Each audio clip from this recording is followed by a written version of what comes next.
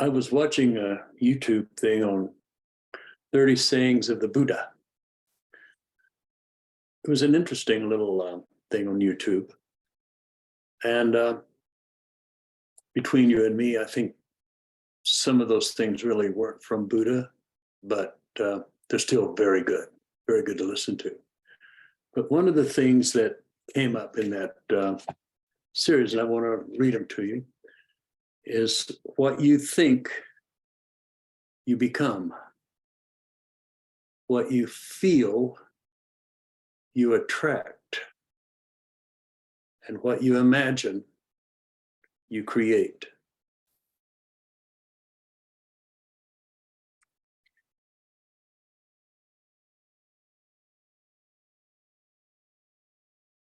So,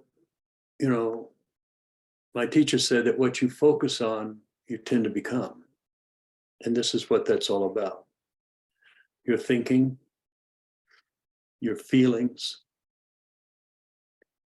and your imagination. I was talking to a person the other day, and they were telling me what they wanted. And they kept saying things like, well, I can't afford that yet. And I'll need to make some changes before I can do that. Instead of just thinking it, feeling it, and imagining it. But what goes on other than that is that we think something, and then our past comes into play. If you were raised in a poverty-stricken home, when people start talking to you about prosperity, you agree with it. Everything they say is absolutely spot on. And yet you have a difficult time doing it because you were raised that way. You were raised to think that way. When I was growing up, I remember sitting at the kitchen table with my mother every Thursday night. And she would plan out the bills, what she could buy, what she couldn't buy, what we could do, what we couldn't do, what we could pay and what we couldn't pay. And even though there have been times in my life where I've made a great deal of money, that poverty consciousness still creeps in a little bit.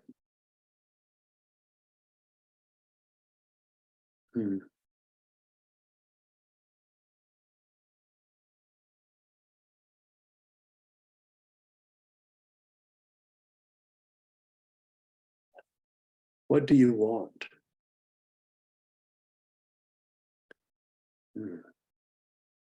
This is the Enlightenment Sangha.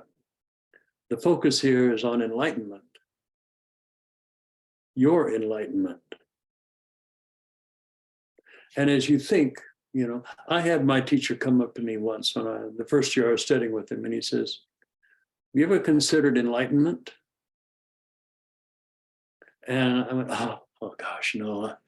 God, I could never do. I was standing in front of an enlightened being and seeing all that I could apprehend of him was so vast.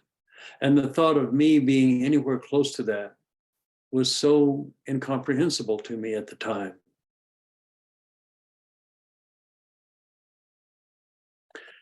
Why aren't you enlightened? Why do you feel that when you think of being an enlightened being, that it's almost incomprehensible to you? You think in terms of limitations. You feel in terms of limitations. And you imagine in terms of limitation. I was talking to one of my students earlier today, and he said, this life is all about limitation. That's what we do here. We experience limitation. You're limited. You may have $50 million, but you still can't speak Swahili or Mandarin Chinese, perhaps. There are things you can't do. There are cultures you've never visited. There are religions that you've never touched. and understood why people follow those religions. We're very limited here. We're limited in almost every way. We're limited in what we see and what we hear, how we feel. We're limited to how much we can open our heart to each other. We have limitations here. And yet the core of your being is unlimited. This is very strange. You're an unlimited being having a dream of limitation. Very strange. How did that come about? Well, that's pretty complicated. It has to do with your soul's progression. But that's a story for another time. Today, we're going to talk about how to manifest a happier and better life by changing your thinking, being aware of your mind, to be mindful of the words that you say. Now, we can think all day long, and it does have a little bit of karmic value. However, the minute it comes out your mouth, it is in the world. So the words you speak create your life.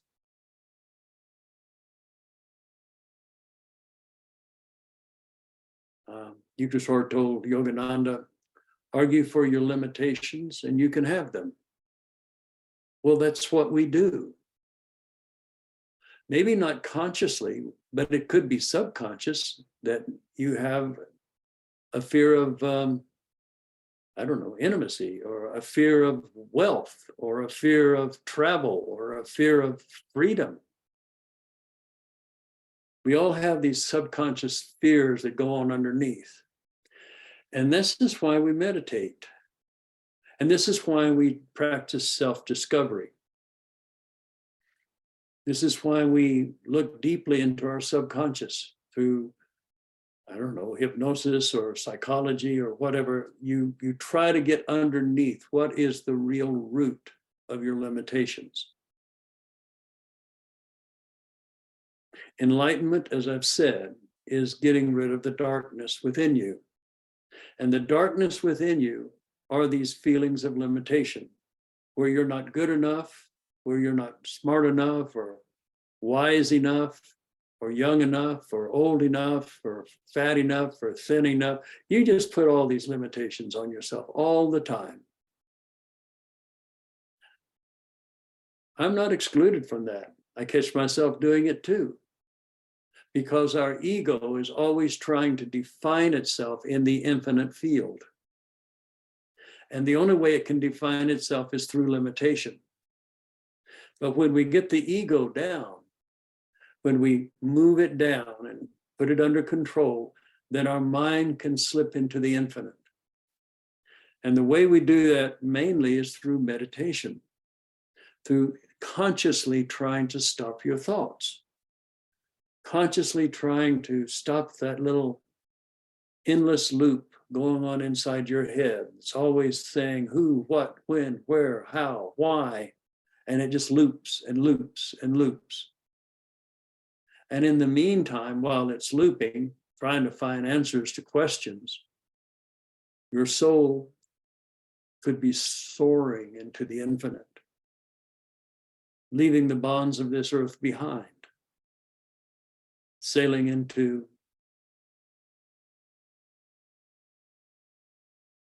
the vastness of your being.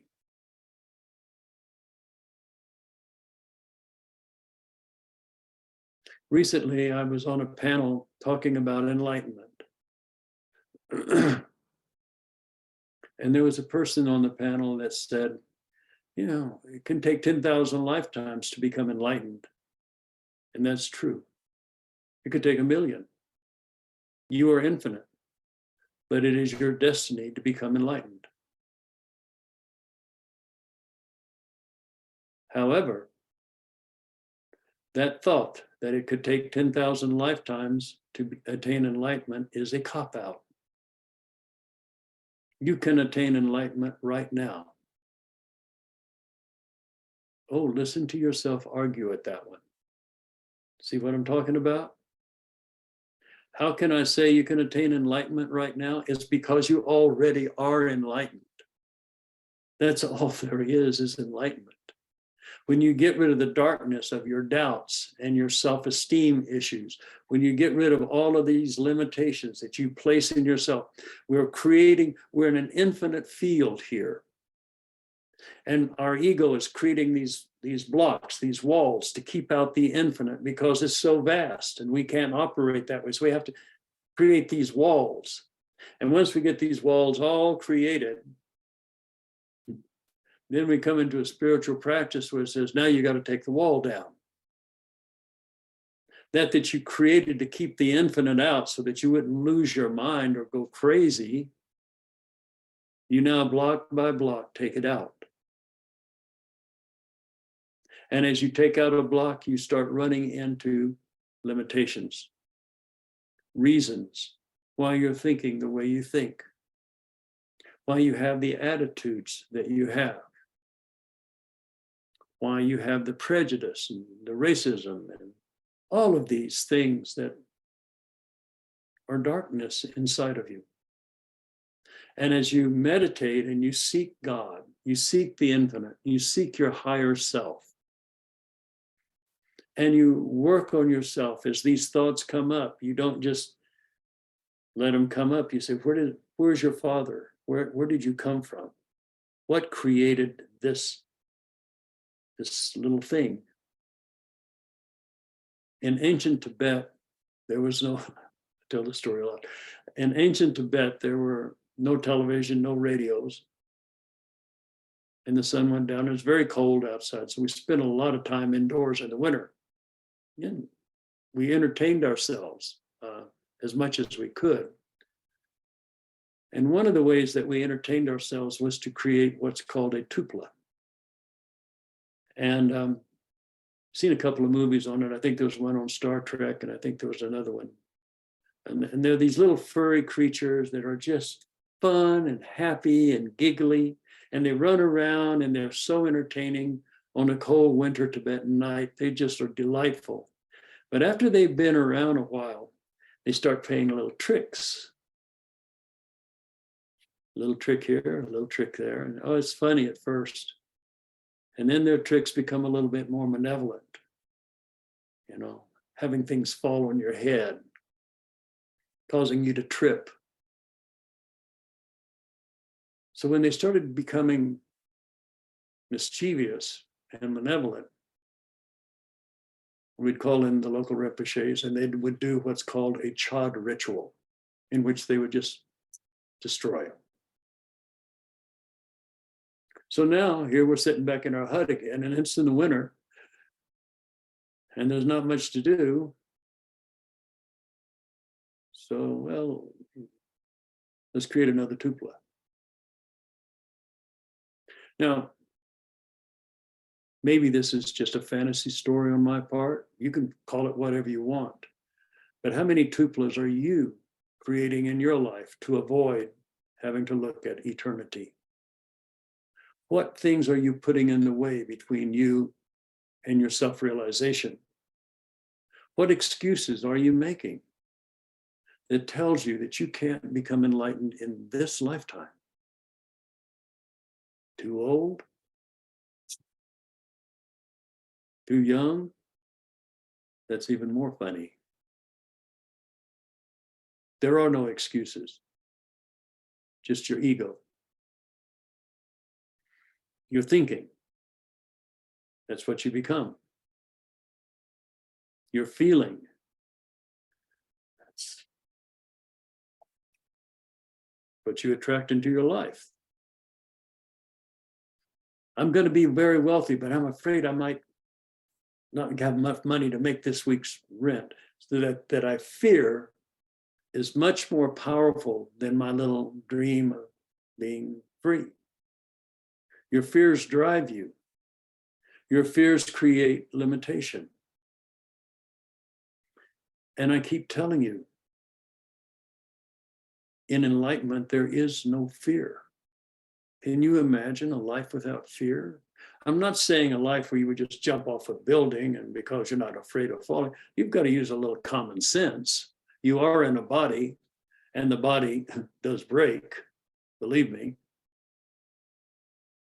But on the other side of it, your spirit has nothing to fear because there's only God. There's only the infinite that has created you. There's only the infinite that you are.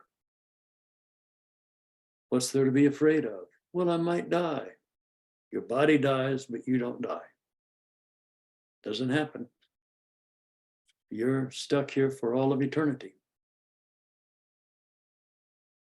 So you might as well start getting rid of the darkness inside of yourself. Meditating deeply, focusing upon spirit. Letting go of everything except God. If you can do that just 20 minutes a day, intensely, forsaking all thoughts, forsaking all plans and dreams and imaginations, and surrender totally to the infinite. Just 20 minutes a day, it will transform your life. Those things that you were afraid of will be revealed to be nothing. Those obsessions you have won't be so obsessive anymore.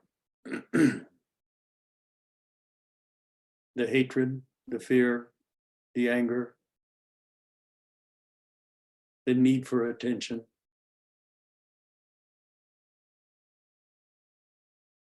Can you imagine a life of liberation, not having any of those things? Can you imagine that? Can you feel it?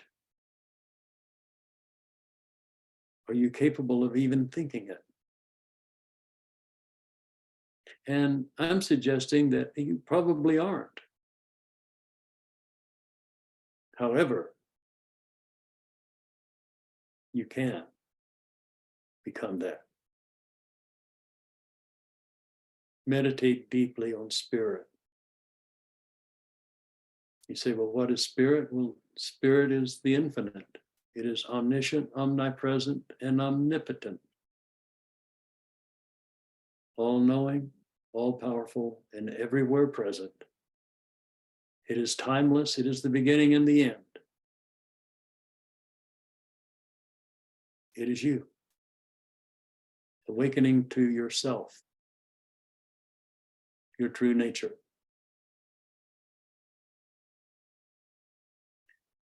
And along the way, there are two feelings that you have.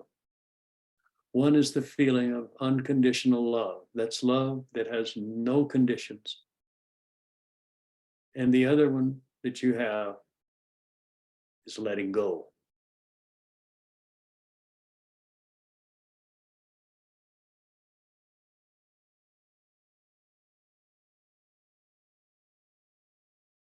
So take heart.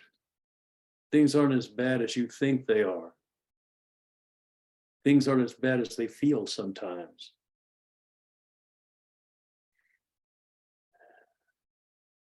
Don't let your imagination run wild.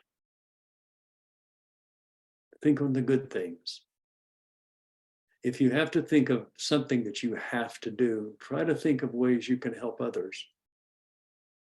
It can be a simple thing. You go shopping, you smile at everybody. You sincerely, when they catch your eye and they say hi back and you have a moment, you say, how are you doing today? And mean it. You're talking to God. You're talking to God who's lost in limitation. Part of you is that person. And as you connect with him, you find common ground. You don't bring up politics or religion. These things only divide us. You seek common ground. How are you doing today? My goodness, it's a beautiful day outside. I love the snow. I don't know what you say. Uh, be gentle with yourself and be gentle with others. We want to make ourselves separate from everybody else. That's part of the dream of limitation.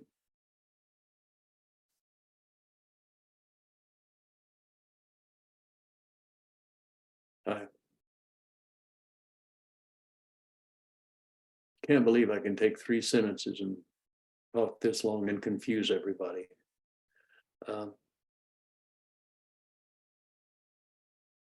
Watch what you focus on and pay attention mindfully of why you're thinking the way you think.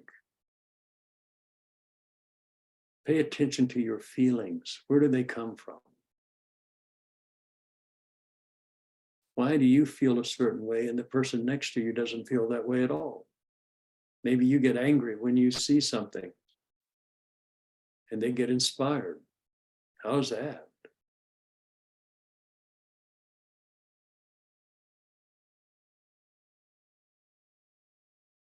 Imagine a world. John Lennon wrote a song called Imagine, and he was murdered for it. But if I could write a song such as that, what a thing. We're here just for a little while. What are you leaving behind? When people think about you, what are they going to be saying?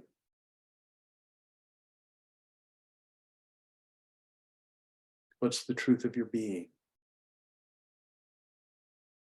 As I've looked at each one of you inwardly, I see God. I see enlightenment there. As I talked about, I think it was last week, I see a golden Buddha underneath all of that clay. Can you see the golden Buddha in everyone you see and everyone you come in contact with? It's underneath there. They're not aware of it. None of their friends are aware of it. But you, as being awakened, can see it clearly.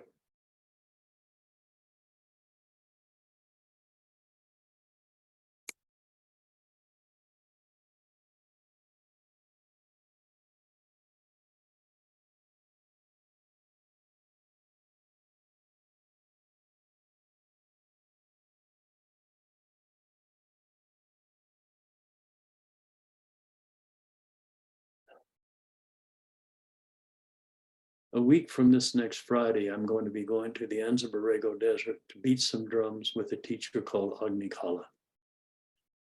It's going to be a lot of fun. But on my way there, I'm going to drop up to Las Vegas to visit my family. And I'm also going to have a meditation there. So if you'd like to sit with me in person, let me know and I'll give you the information about where we're going to meet. It'll be a small, intimate group, but it'll be very powerful. So I wanted to make that announcement while I have a little thought going here.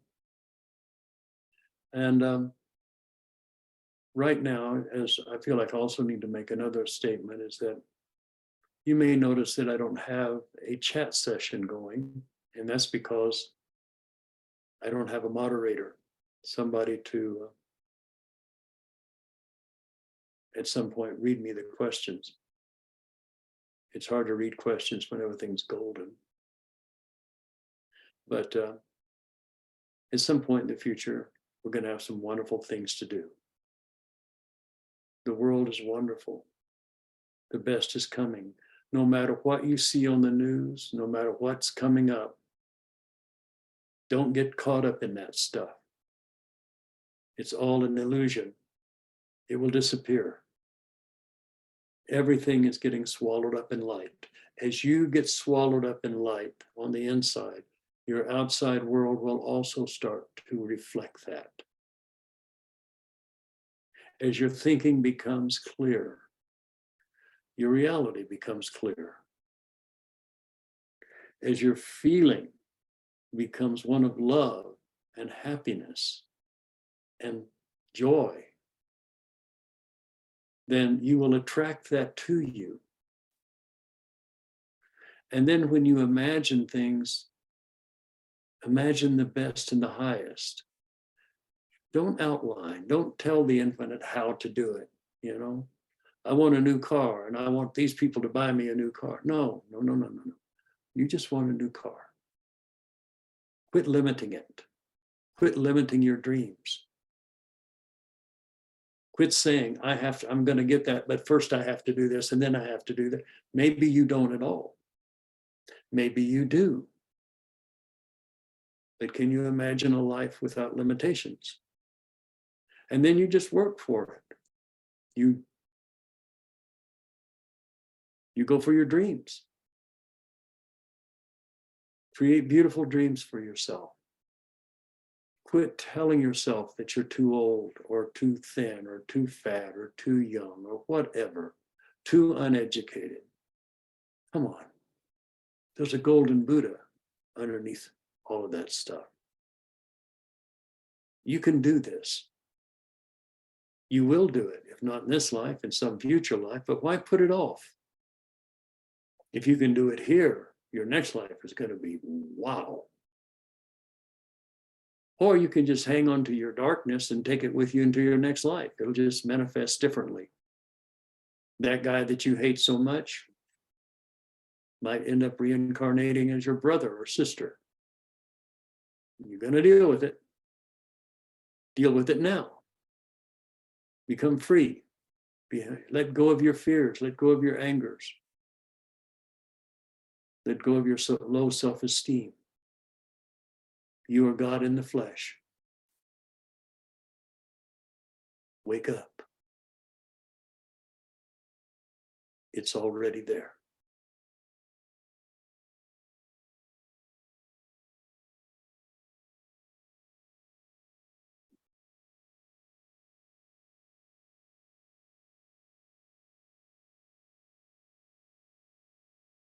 I'm going to meditate to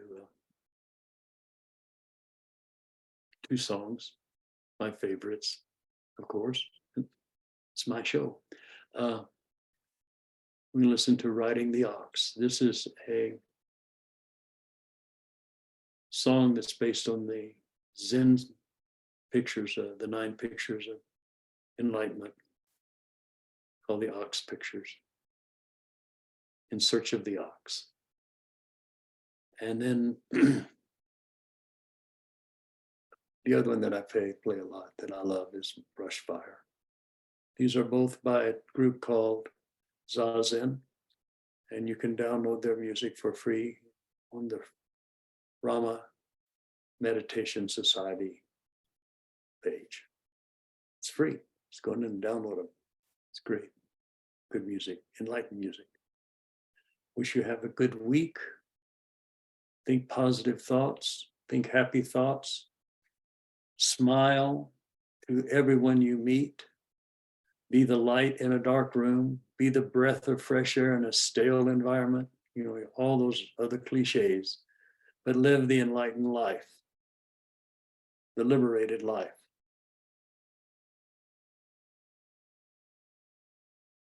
Yeah, I'm telling you, it's really pretty nice. So anyway, finish up with this.